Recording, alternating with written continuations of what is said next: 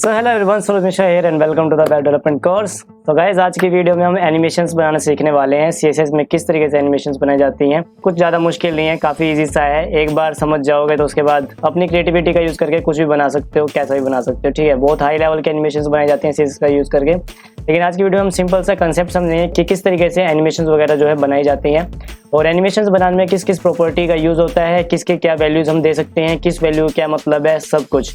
ठीक है, तो चलो सबसे पहले स्टार्ट करते हैं कि एनिमेशन बनाते वक्त हमें किस किस एनिमेशन प्रॉपर्टी का जो है यूज़ होने वाला है। हमें सारी प्रॉपर्टीज़ का नाम एक बार पता होना चाहिए। तो मैंने यहाँ पे कुछ प्रॉपर्टीज़ का नाम लिखा हुआ है, तो मैं वो बता देता हूँ एक एक करके। तो यहाँ पे हमें कौन कौन सी प्रॉपर्टीज़ जो है डिफाइन करनी होंगी एनिमेशंस के लिए। Animation name, animation duration, animation delay, animation iteration count, animation direction, animation timing function, animation fill mode. तो ये कुछ जो है हमारी प्रॉपर्टीज़ के नाम हैं। अभी एक एक करके हम सबको समझेंगे कि किसका क्या यूज़ है, कौन सी प्रॉपर्टी किस लिए यूज़ होती है, किसकी क्या क्या वैल्यूज़ हैं।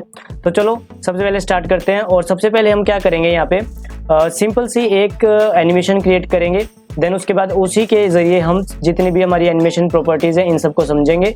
और इसके अलावा हम लास्ट में क्या करेंगे, एक स्लाइड शो बना के देखेंगे कि किस तरीके से हम एनिमेशन का यूज़ करके एक स्लाइड शो बना सकते हैं। कुछ इमेजेस लेंगे और उनको हम स्लाइड शो, आपने देखा होगा, वो बना के देखेंगे कि किस तरीके से बनाए जाते हैं।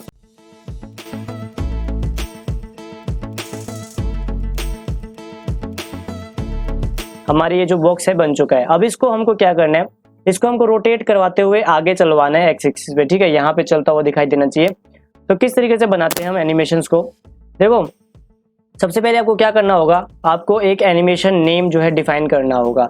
ठीक है, यानी कि आपके एक वेब पेज के ऊपर बहुत सारे एलिमेंट्स होते हैं। अब हो सकता है कि आपके वेब पेज के ऊपर एक से ज़्यादा एलिमेंट्स के ऊपर एनिमेशन लग रखी हो, तो हम किस एलिमेंट को किस एनिमेशन से रिलेट करेंगे उसके नाम से। तो हमको सबसे पहले अपने एलिमेंट के लिए जो हम एनिमेशन बनाने जा रहे हैं उसको एक नाम देना होगा।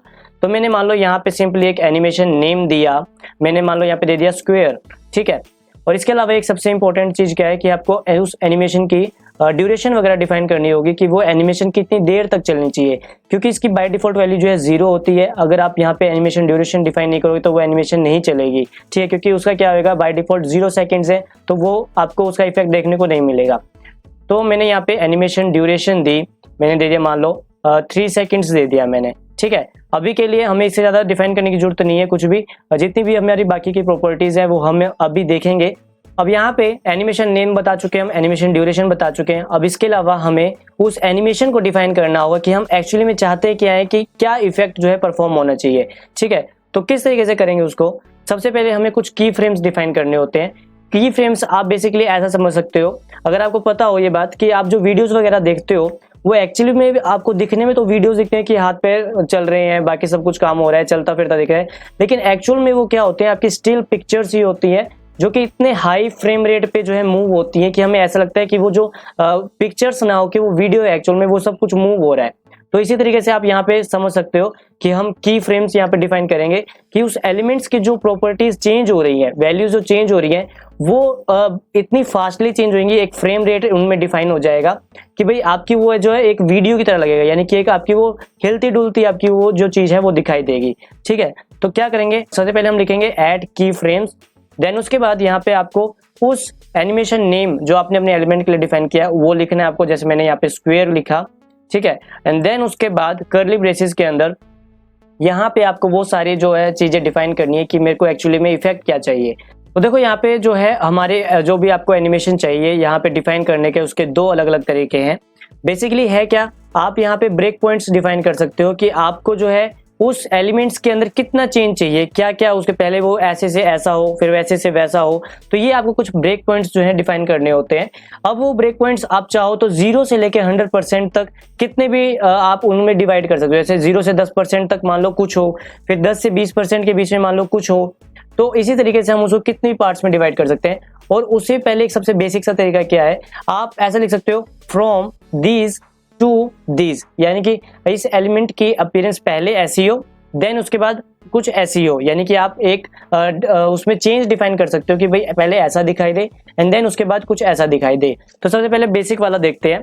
मान लो मैंने लिखा फ्रॉम दीज, यहाँ पे हमें आपको जो है सारी चीजें डिफाइन करनी होंगी, और उसके बाद मैंने लिखा टू दीज। ठीक है, अब मैंने सिर्फ इतना क्या बता दिया है, फ्रॉम यहाँ पे मैं वो सारी चीजें डिफाइन करूंगा कि भाई मुझे एक्चुअली में क्या चीजें चाहिए, क्या उसकी मूवमेंट अब मेरे को डिफाइन करनी है।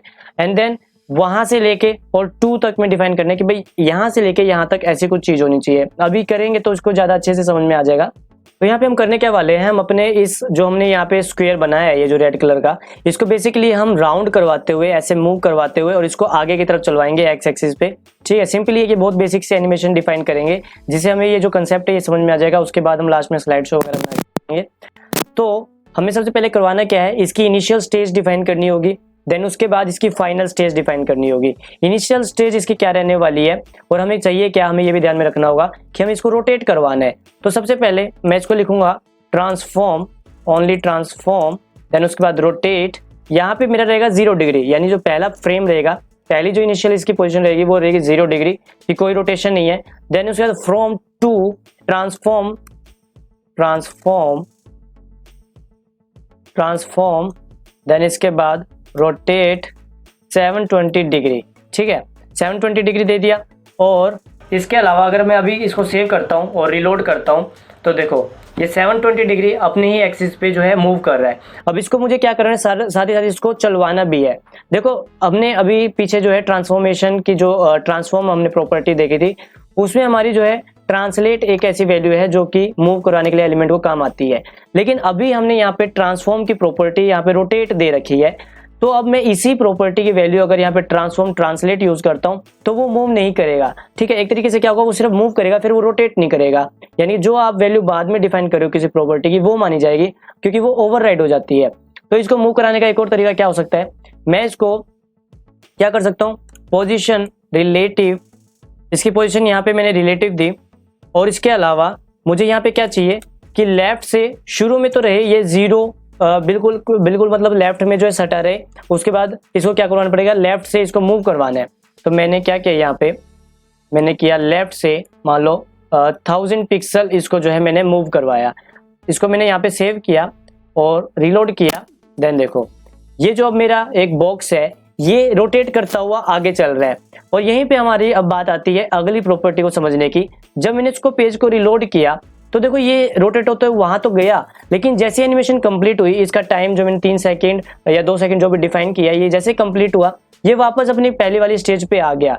अब ऐसा हो सकता है कि आपको यहाँ पे चाहिए हो कि भाई ये रोटेट करके जहां जा रहा है ये वहीं पे रुक जाए, या फिर आप कोई भी अगर एनिमेशन डिफाइन करते हो तो आप चाहते हो कि भाई जो भी एनिमेशन परफॉर्म करे अपनी लास्ट जो इसकी स्टेज है उसको होल्ड करे।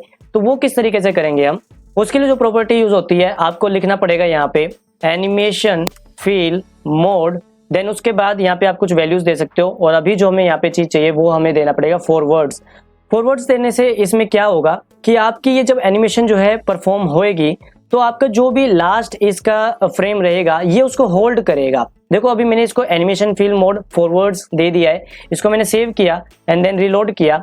अभी मूव होके गया और यहीं पे ये अब रुक गया है, यानी अब ये वापस अपनी पहली स्टेज पे नहीं आ रहा है, ये वहीं पे रुक गया है। इसको बोलते हैं एनिमेशन फील मोड फॉरवर्ड्स, यानी कि अपनी जो भी एनिमेशन परफॉर्म करता है उसके बाद ये वहीं पे होल्ड करे उस चीज को।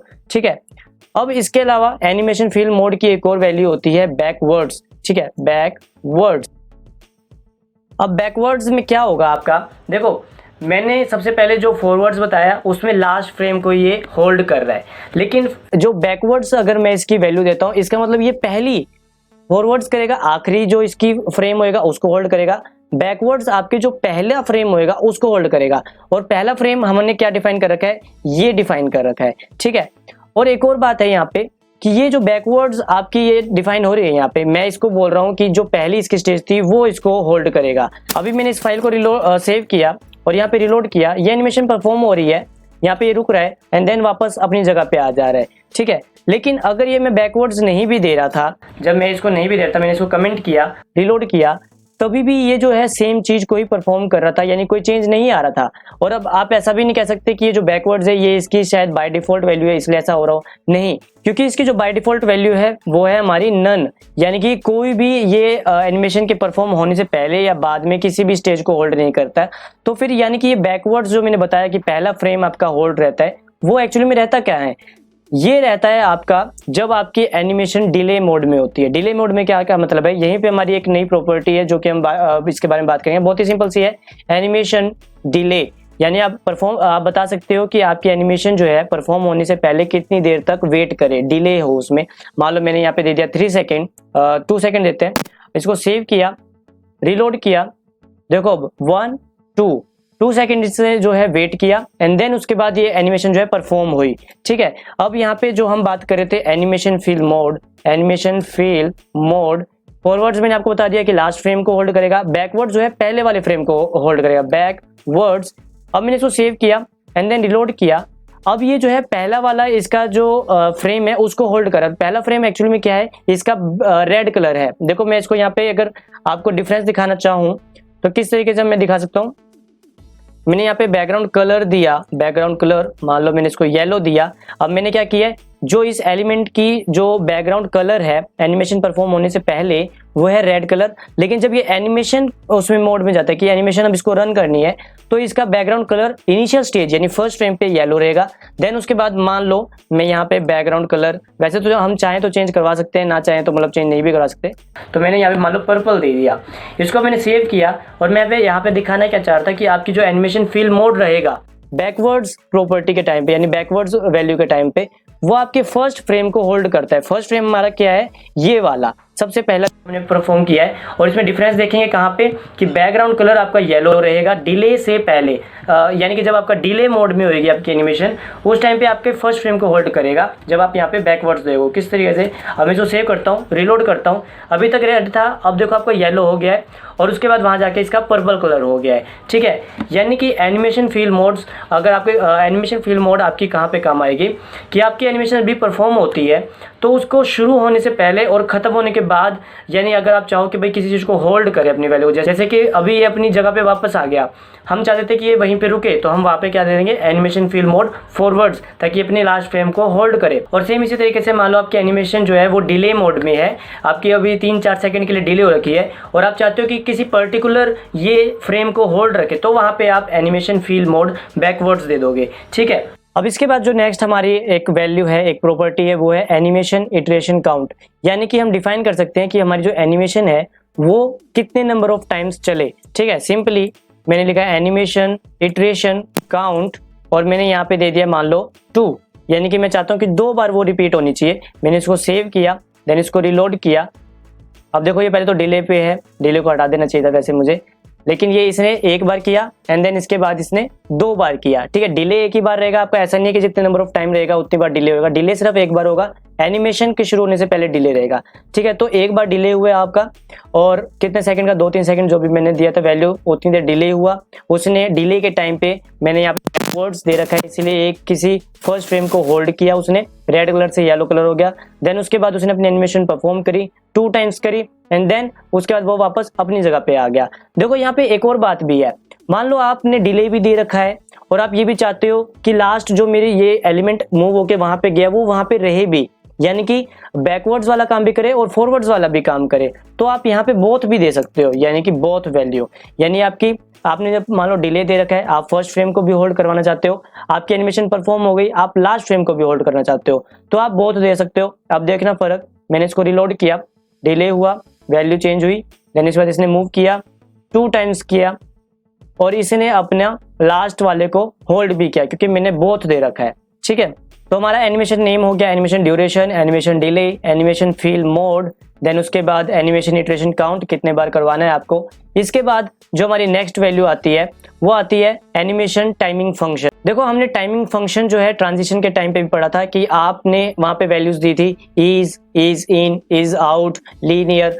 इनका जो आपको मतलब इफेक्ट है वो एक्चुअली पता होना चाहिए कि किस तरीके से होता है। ईज मैंने उस टाइम भी बताया था, ट्रांजिशन बिल्कुल सेम टू सेम है, कुछ ज्यादा फर्क नहीं है, बिल्कुल ही सेम टू सेम है। अगर आप ईज वैल्यू देते हो, ईज का वैल्यू का देने का क्या मतलब होगा, एनिमेशन का जो मोड रहेगा चलने का, ईज में रहेगा कि स्लो स्टार्टिंग होगी, देन उसके बाद वो फास्ट होएगा, देन उसके बाद दोबारा से वो स्लोली एंड हो जाएगी एनिमेशन। ठीक है, जैसे कि अभी मेरी ये जो अभी है बाय डिफॉल्ट ईज ही है। देखो अभी मैं इसको रिलोड करता हूँ, एक बार मैं डिले हटाता हूँ, यहाँ से मैंने डिले हटाया, यहाँ से सेव किया फाइल को, रिलोड किया, देन उसके बाद ये चला ये देखो यहाँ पे हो क्या रहा है, बीच में जो ये स्टार्टिंग होती है तो ये स्लोली स्टार्टिंग होती है, देन उसके बाद फास्ट होता है, देन उसके बाद ये दोबारा से स्लोली एंड होता है। ये होता है ईज, जो कि बाय डिफॉल्ट एक वैल्यू है। मान लो यहाँ पे मैं लीनियर देता हूँ, एनिमेशन टाइमिंग फंक्शन, और लीनियर दिया, मैंने इसको सेव किया, रिलोड किया। अब देखो इसकी जो अब स्पीड है वो बिल्कुल लीनियर है, यानी कि शुरू से लेके आखिरी तक एक ही रहेगी। और ईज जो है मैंने बताया कि स्लोली स्टार्टिंग देन फास्ट और स्लोली एंडिंग, जो कि डिफॉल्ट वैल्यू भी है। आप ईज इन दे सकते हो, ईज इन का भी मैंने वहां पे मतलब समझाया था कि ईज इन, देखो ईज का मतलब होगा स्लो, और इन या आउट, इन का मतलब होगा स्टार्टिंग और आउट का मतलब होगा एंडिंग। तो आप अगर ईज इन देते हो तो स्लोली स्टार्टिंग देन फास्ट होता जाएगा वो, और अगर ईज आउट देते हो तो वो आपका फास्टली चलेगा और एंडिंग जो है आपकी स्लो होगी, क्योंकि आपने ईज आउट दिया है और एंडिंग जो है आपको वो स्लो चाहिए। और इसके अलावा आप ईज इन आउट भी दे सकते हो। ईज इन आउट बिल्कुल ईज की तरह ही है कि भाई आपकी स्लोली और स्लोली स्टार्टिंग होगी और स्लोली ही एंडिंग होगी, और बीच में जो है आपकी स्पीड जो है वो थोड़ी फास्ट रहेगी या नॉर्मल सी रहेगी। एक्चुअली में ईज में और ईज इन आउट में बस इतना सा फर्क है, दोनों ही स्लोली स्टार्टिंग और स्लोली एंडिंग होते हैं, लेकिन उनका जो बीच का पोर्शन है उसमें स्पीड का फर्क है थोड़ा सा। मान लेते हैं अभी जैसे ईज आपकी रहती है उसमें थोड़ा सा मान लो धीरे चलेगा या तेज चलेगा उससे, ईज इन आउट से। और ईज इन आउट में आपका क्या है, वही है कि सेम तो शुरुआत और आखिर में तो वो स्लो रहेगा, लेकिन बीच में जो इसकी स्पीड है वो थोड़ी सी फास्ट या धीरे रहेगी। यानी इनकी बस स्पीड में ही फर्क है, मिडल में जब ये रहते हैं तो इनकी स्पीड में फर्क रहता है, और कुछ फर्क नहीं है। बाकी आपके इसमें क्यूबिक विजियर भी दिए होते हैं जिसमें कुछ कस्टमाइज की होती है वैल्यूज को, कि भाई आपकी स्पीड जो है आप अपने हिसाब से डिफाइन कर सकते हो कि भाई मुझे स्टार्टिंग में ऐसा चाहिए, एंडिंग में ऐसा चाहिए, तो आप वो सब भी डिफाइन कर सकते हो। और एक्चुअली में इन सभी वैल्यूज में ईज इन ईज आउट में क्या डिफरेंस है आप यहाँ पे बेसिकली देख सकते हो। मैंने यहाँ पे W3 स्कूल की एक रिकॉर्डिंग कर रखी है, आप यहाँ पे देख सकते हो कि किस तरीके से ये एलिमेंट्स जो है मूव कर रहे हैं। इनको अलग अलग वैल्यूज दे रखी हैं, कोई जल्दी पहुंच जा रहा है अपनी पोजीशन पे, कोई लेट पहुंच रहे हैं सारे एक ही टाइम पे, लेकिन स्पीड जो है सबकी अलग अलग है। कोई भाई शुरुआत में फास्ट होता है लेकिन एंडिंग स्लोली होती है, कोई भाई कोई धीरे चल रहा है लेकिन पहुंच जाता है जल्दी। तो मतलब उनकी स्पीड में फर्क है, आप यहाँ पे बेसिकली देख सकते हो। और इसके अलावा जो हमारी लास्ट प्रॉपर्टी है वो है एनिमेशन डायरेक्शन, यानी कि सिंपली आप यहाँ पे डायरेक्शन डिफाइन करोगे कि आपकी वो जो डायरेक्शन है वो फॉरवर्ड्स रहेगी या बैकवर्ड्स रहेगी, किस तरीके से। मैंने लिखा एनिमेशन डायरेक्शन, एंड देन इसकी वैल्यू आप देख सकते हो यहाँ पे नॉर्मल है, रिवर्स है, अल्टरनेट है, अल्टरनेट रिवर्स है। ये बेसिकली आप 4 वैल्यू जो है यूज कर सकते हो, ठीक है। सबसे पहले नॉर्मल आपकी जैसे बाय डिफॉल्ट होती है, यानी कि आपकी चलेगी सीधा, ठीक है। मैं इसको अगर रिवर्स कर देता हूँ, मान लो मैंने इसको रिवर्स किया तो पूरी की पूरी एनिमेशन जो है आपकी रिवर्स हो जाएगी। देखो आप इफेक्ट देखना, मैंने सेव किया, देखो आपकी पहले लेफ्ट टू राइट चल रही थी, कलर जो है अलग तरीके से चेंज हो रहा था, लेकिन अब जो है कलर अलग तरीके से चेंज हो। तो ये है आपकी सिंपली एनिमेशन डायरेक्शन, जिसमें आप डिफाइन कर सकते हो कि भाई किस तरीके से चलेगी। अब यहाँ पे एक और बात है कि इसकी वैल्यूज मैंने जैसे बताया कि आपकी एक नॉर्मल होती है, एक रिवर्स है। इसके अलावा मैंने बताया कि अल्टरनेट है और अल्टरनेट रिवर्स है, 2 वैल्यूज है। वो कहाँ पे आपकी काम आने वाली है, देखो मैं सबसे पहले अल्टरनेट देता हूँ, और उसमें होएगा क्या, नोटिस करना कि सबसे पहले आपकी जो एनिमेशन है, मैंने यहाँ पे इटरेशन काउंट दे रखा है 2, ठीक है। अगर आपने इटरेशन काउंट अगर 1 दे रखा है तो आपकी ये जो अल्टरनेट और अल्टरनेट रिवर्स है ये वाली काम नहीं करेंगी। आपने अभी 2 दे रखा है, यानी कि आपकी एनिमेशन है वो 2 बार चलनी चाहिए। 2 बार चलेगी किस तरीके से, मैं अल्टरनेट दूंगा तो एक बार तो वो चलेगी सीधी और दूसरे काउंट में वो चलेगी उल्टी। देखना कैसे, मैंने दिया अल्टरनेट, सेव किया, एंड इसके बाद रिलोड किया। एक बार चलिए फॉरवर्ड्स यानी नॉर्मल सीधी, और दूसरी बार ये चलेगी उल्टी रिवर्स, ठीक है। इस तरीके से अगर आप अल्टरनेट, देखो अल्टरनेट का सिंपली मींस क्या होता है कि वो अल्टरनेट करेगी, ठीक है। एक बार चली फॉरवर्ड्स, एक बार चली बैकवर्ड्स। अब देखो अल्टरनेट में क्या हो रहा है कि आपकी पहले सीधी चल रही है, बाद में उल्टी चल रही है। लेकिन अगर मैं चाहता हूँ कि पहले उल्टी चले और बाद में सीधी चले तो मैं सिंपली लिख सकता हूँ अल्टरनेट रिवर्स। इसको सेव किया, देन इसको रिलोड किया, और देखो अब पहले चल रही है उल्टी, देन उसके बाद चलेगी सीधी, ठीक है। बहुत सिंपल सी है, काफी सिंपल सी है। तो यार गाइस ये तो था हमारा वीडियो का पहला पोर्शन, जिसमें हमने सारी प्रॉपर्टीज को समझा और छोटी सी एक एनिमेशन बना के देखी। अब यहाँ पे हम स्लाइड शो बना के देखेंगे सिंपली, और इसी के साथ साथ एक और पॉइंट को कवर करेंगे जो मैंने आपको कहा था कि मल्टीपल ब्रेक पॉइंट्स आप डिफाइन कर सकते हो। अभी हमने देखो की फ्रेम के अंदर हमने फ्रॉम और टू का यूज किया, जिसका मतलब है 0 to 100%, ठीक है। लेकिन अब यहाँ पे हम जो है कुछ जैसे करेंगे कि भाई 0 से 10% के बीच में कुछ, 10 से 20% के बीच में कुछ, यानी कि आप जो है बीच में ब्रेक पॉइंट्स जो है डिफाइन कर सकते हो अपनी एनिमेशंस के। तो किस तरीके से करेंगे बेसिकली करके देखते हैं हम। एक सिंपली क्या करेंगे, कुछ इमेजेस लेंगे और उनको हम जो है स्लाइड शो की तरह चलवाएंगे। आपने कई बार देखा भी होगा कई जगह पर, सिंपली हम वो बनाने की कोशिश करेंगे। कोशिश तो नहीं, तो सिंपली मतलब हम एक स्लाइड शो बनाएंगे। तो चलो स्टार्ट करते हैं। मैंने सबसे पहले एक बोरे प्लेट ली एंड देन उसके बाद मैंने एक कंटेनर बनाया डिव और इसको क्लास दी मैंने class image container and then इसके अंदर मुझे कुछ इमेजेस लेनी पड़ेंगी। मैंने मान लो इमेजेस ले ली 5, ठीक है, और मेरे पास कुछ इमेजेस हैं जैसे मैंने लिखा drops.jpeg, देन उसके बाद नेक्स्ट इमेज मान लो मैंने ले ली puppy.jpg, देन उसके बाद एक है यहाँ पे smiley.jpg, देन उसके बाद एक है sun.jpeg, देन उसके बाद एक और है ball.jfif, ठीक है। इसको एक बार सेव किया, देन इसके बाद इसको हमने रिलोड किया और यहाँ पे आपकी कुछ जो है इमेजेस लग चुकी हैं। देखो अभी बिल्कुल ही पता नहीं किस मैनर में लगी हुई हैं, लेकिन अभी हम इनको सेट करते हैं। क्या करेंगे, स्टाइल, और सबसे पहले हमको क्या करना है, जितनी भी इमेजेस हैं उनकी हाइट और विड्थ को बिल्कुल सेम रखना होगा, ठीक है, क्योंकि हमारा कंटेनर एक ही साइज का बनेगा और उस कंटेनर के अंदर जो है इमेजेस रहेंगी और आपके जो स्लाइड शो है एक इमेज के अंदर एक ही कंटेनर के अंदर वो इमेज जो है चलती हुई दिखाई देंगी, ठीक है। तो यानी कि हमें सारी इमेजेस का जो हाइट और विड्थ सेम रखनी होगी। तो मैंने विड्थ मान लो स्पेसिफाई कर दी 700 पिक्सल एंड देन उनकी हाइट स्पेसिफाई करी मान लो मैंने 500 पिक्सल। एक बार इसको सेव किया एंड देन रिलोड किया। यहाँ पे अब जितनी भी इमेजेस हैं वो सेम साइज की हो गई हैं, ठीक है, लेकिन अब इनको जो है थोड़ा सा क्या करना पड़ेगा, हमको इन इमेजेस को साइड बाय साइड लगवाना पड़ेगा, क्योंकि ये क्या होगा कि आपकी इमेजेस जो है साइड बाय साइड लगी रहेंगी और हम इनको बस मूव करवाएंगे, ठीक है। तो वो किस तरीके से होएगा, आपको करवाना पड़ेगा इमेजेस को। वैसे ही हमारे इनलाइन लेवल एलिमेंट्स होते हैं, इसलिए ये साइड बाय साइड ऑलरेडी हैं। अगर मैं इनको छोटा करूँगा तो ये आपकी जो है वैसे भी साइड बाय साइड आ जाएगी, लेकिन मैंने अभी क्या किया, अपने ब्राउज़र को जूम आउट किया है, ठीक है, लेकिन मैं इसको अभी 100% ही करता हूँ और मैं इनको कर देता हूँ एक बारी फ्लोट लेफ्ट। और अभी इससे क्या होगा, ये जो आपके इमेजेस के बीच में जो ये आपको थोड़ा सा मार्जिन दिखाई दे रहा है यहाँ पे जगह, वो हट जाएगा। मैंने इसको सेव किया, देन उसके बाद ये आपका मार्जिन हट चुका है। अब इसके बाद यहाँ पे हमें देखो करना क्या है, आपको ये जो ये वाला डिव कंटेनर है इसकी आपको विड्थ स्पेसिफाई करनी पड़ेगी इतनी कि आपकी ये जो सारी इमेजेस है ये साइड बाय साइड पूरी आ जाए। यानी कि अभी मेरी एक इमेज की विड्थ है 700 पिक्सल और मेरी 5 इमेजेस यूज़ हो रही है, यानी कि 700 × 5 3500, यानी कि मेरे को ये जो डॉट इमेज कंटेनर है इसकी विड्थ स्पेसिफाई करनी पड़ेगी 3500 पिक्सल, ठीक है। और हाइट मान लो मेरे को मैं सेम दे देता हूँ 500 पिक्सल। इसको सेव किया, देन रिलोड किया और ये जो मेरी इमेजेस हैं ये साइड बाय साइड लग चुकी है। मैं इनको अगर इधर स्क्रॉल करूँ तो आप देख सकते हो मैं साइड बाय साइड लग चुकी हैं। अब क्या करना है, एक ऐसा कंटेनर बनाना है जिसके अंदर ये पूरा कंटेनर होगा और उस कंटेनर की जो मेरी विड्थ है वो एक इमेज के बराबर ही रहेगी और साथ ही साथ उसका जो ओवरफ्लो है हम हिडन कर देंगे। देखो किस तरीके से मैंने एक डिव बनाया एक और मैं इसको क्लास देता हूँ स्लाइड शो कंटेनर, ठीक है। और मैंने इस डिव के अंदर इस पूरे के पूरे दूसरे डिव को इमेजेस कंटेनर को डाल दिया। ये मैंने इसके अंदर इसको डाला, सेव किया, रिलोड किया। अभी कोई इफेक्ट आपको देखने को नहीं मिलेगा, ठीक है। अब क्या करना है, इस स्लाइड शो कंटेनर को यानी डॉट स्लाइड शो कंटेनर इसको मेरे को जो विड्थ है विड्थ स्पेसिफाई करनी पड़ेगी मान लो इमेजेस के बराबर यानी 700 पिक्सल। एक बॉर्डर स्पेसिफाई कर लेते हैं, पहले इसकी हाइट दे लेते हैं 500 पिक्सल एंड एक बॉर्डर स्पेसिफाई किया 2 पिक्सल सॉलिड और मान लो रेड कलर का। इसको एक बार सेव किया, देन रिलोड किया। आपका देखो ये रेड कलर का जो एक पीछे वो दिख रहा है आपको बॉक्स, वो बन चुका है। लेकिन अभी ये जो इस रेड कलर के बॉक्स के अंदर जो ये आपकी इमेजेस वाला कंटेनर है ये ओवरफ्लो हो रहा है और हमें चाहिए भी यही था।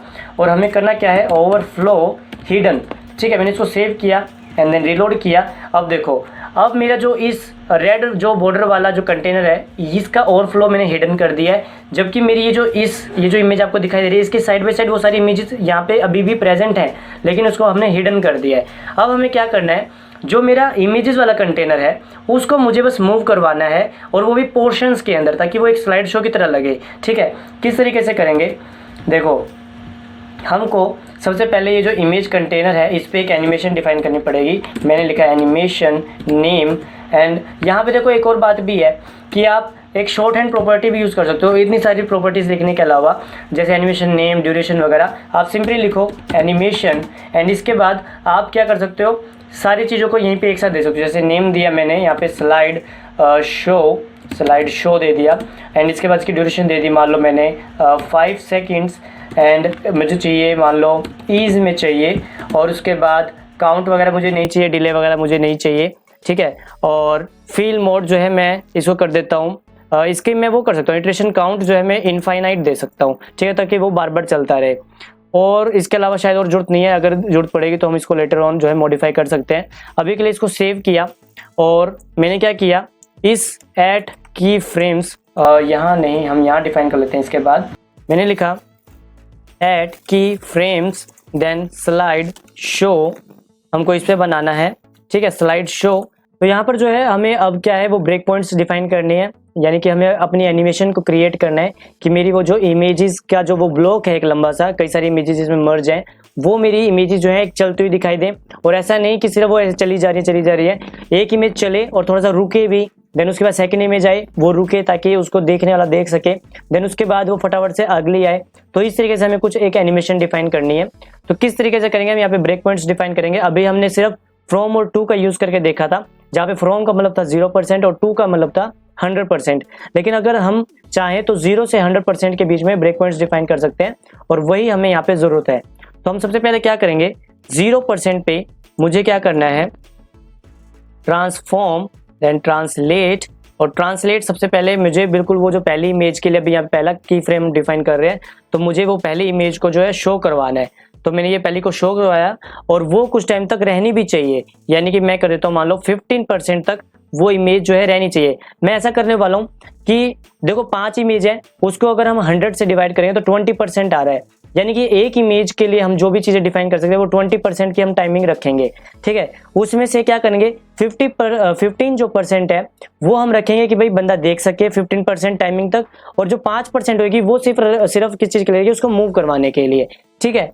तो 0% पे हमने सबसे पहले उसका इनिशियल स्टेज डिफाइन करी, और 15% तक यानी 0 से 15 उस चीज को वो होल्ड करे। तो मैंने इस चीज को यहाँ से कॉपी किया और इसको यहाँ पे पेस्ट किया। देन उसके बाद अब हमें क्या करना है कि उस चीज को वो मूव करवाए, वो मेरी इमेज जो है नेक्स्ट वाली आनी चाहिए, यानी कि 15 से 20% के बीच में क्या काम होएगा, ट्रांसफॉर्म, बार बार ये ट्रांसफॉर्म ओरिजिन आता है, ट्रांसफॉर्म ट्रांसलेट। और इसमें क्या करना है, उस जो ब्लॉक है मेरी इमेजेस का उसको मूव करवाना है नेगेटिव साइड में, यानी लेफ्ट हैंड साइड पे, और वो भी कितना, जितना मेरी एक इमेज का साइज है, यानी कि 700 पिक्सल। तो मैंने किया -700 पिक्सल एक्स एक्सिस पे और 0 पिक्सल मेरा वाई एक्सिस पे। देन उसके बाद हमारी एक इमेज का ये जो है काम हो चुका है। देन इसके बाद हम इसको कॉपी कर सकते हैं एक बार के लिए, कॉपी एंड देन पेस्ट किया। और अगला हम डिफाइन करते हैं कि 20% से लेके और 35% तक जो है मेरी वो जो इमेज है, वो जो अभी सेकंड इमेज आई है मेरी, वो होल्ड करे, यानी कि कॉपी एंड देन इसको पेस्ट। मैंने ये 700 पिक्सल वाला क्या किया है कि जो सेकंड इमेज वाला पोर्शन है 20 से 35% यानी 50% टाइमिंग उसको होल्ड करे। देन इसके बाद हमें क्या करना है, नेक्स्ट जो ये 5% हमने दिया है 35 से 40%, इसमें हमें उस चीज को चेंज करवाना है, यानी 700 पिक्सल में दोबारा 700 पिक्सल ऐड करेंगे तो 1400 माइनस 1400 पिक्सल एक्स एक्सिस पे, 0 पिक्सल वाई एक्सिस पे। देन उसके बाद इस चीज को हमें फिर से होल्ड करवाना है 15% के लिए, तो 40 प्लस 15 55%। एंड यहाँ पे क्या करवाना है, इसको होल्ड करवाना है, किस चीज़ को, इस वाली जो मेरी पोर्शन है इस चीज़ को। तो मैंने इसको यहाँ पे कॉपी किया, पेस्ट किया। देन इसके बाद इतना पोर्शन मुझे दोबारा से चाहिए, ठीक है, हम अपने अगली इमेज के लिए डिफाइन कर रहे हैं। तो मैंने यहाँ पे क्या किया, इसको दोबारा पेस्ट किया। तो अब इसके बाद क्या करना है, 40 से 55 हमने देखो 15% डिफाइन किया होल्ड वाला, अब हमें चेंज करवाना है। तो यानी 60% में क्या होना चाहिए, वो चीज़ चेंज होनी चाहिए। चेंज होने का मतलब फिर से 700 पिक्सल को ऐड कर दो, 14 और 700 2100 पिक्सल, तो -2100 पिक्सल एंड 0 पिक्सल। उसके बाद 60 to 75% मुझे क्या करवाना पड़ेगा, इस इमेज को होल्ड करवाना पड़ेगा, यानी -2100 पिक्सल और वाई एक्सिस 0 पिक्सल। देन उसके बाद मुझे ये क्या करना है, उसके बाद चेंज वाला 80% और 80% में मुझे क्या करना है, चेंज करवाना है। तो चेंज करवाने के बाद फिर से 700 पिक्सल ऐड करो, -28 100 पिक्सल, 0 पिक्सल। और उसके बाद जो है हमारा जितना भी बचा है यानी कि 80% से 100% हमें क्या करवाना है, ये जो लास्ट वाली इमेज आई है इसको हमें होल्ड करवाना है। ठीक है, तो मैंने इसको सिंपली कॉपी किया, देन यहाँ पे मैंने इसको पेस्ट किया, इसको सेव किया, देन रीलोड किया। अब देखो कुछ इस तरीके से हमारा जो है स्लाइड शो अब चल रहा है। ठीक है, ये इमेज लोड हो रही है और सिंपली इस तरीके से हमारा जो स्लाइड शो है वो चल रहा है। ठीक है, तो इस तरीके से हम अपनी एनिमेशन वगैरह का डिफाइन कर सकते हैं, किस तरीके से बनाओगे आप। टोटली आपकी क्रिएटिविटी पे डिपेंड करता है कि आप इसको किस तरीके से यूज़ कर सकते हो। आपको जब कंसेप्ट का पता होगा तो आप इसको कहीं पे भी यूज़ कर सकते हो, किसी भी तरीके से यूज़ कर सकते हो। ठीक है, तो गाइज आई होप कि आपको ये जो कंसेप्ट है एनिमेशन का समझ में आया होगा। अगर एक बार में ना भी समझ में आए तो आप वीडियो को रिपीट करके दोबारा देख सकते हो। ठीक है, लेकिन इसकी प्रैक्टिस करना अच्छे से, बिना प्रैक्टिस के चीज़ जो है याद नहीं रहेंगी। ठीक है, और एक्सपेरिमेंट करके देखना, नई नई चीज़ें बना के देखना। आप ऐसा कर सकते हो, बॉल को बाउंस वगैरह करवा के देख सकते हो, कुछ कुछ अलग अलग तरीके से एनिमेशन जो है डिफाइन कर सकते हो। आपको सिंपली कुछ नहीं करना, वही है की फ्रेम वगैरह डिफाइन करने हैं, ये सारी प्रॉपर्टीज़ का ध्यान रखना है। सिंपली बहुत ही सिंपल सा है। तो guys that's it for this video. मिलता हूँ मैं आपसे नेक्स्ट वीडियो में। Till then take care, bye bye.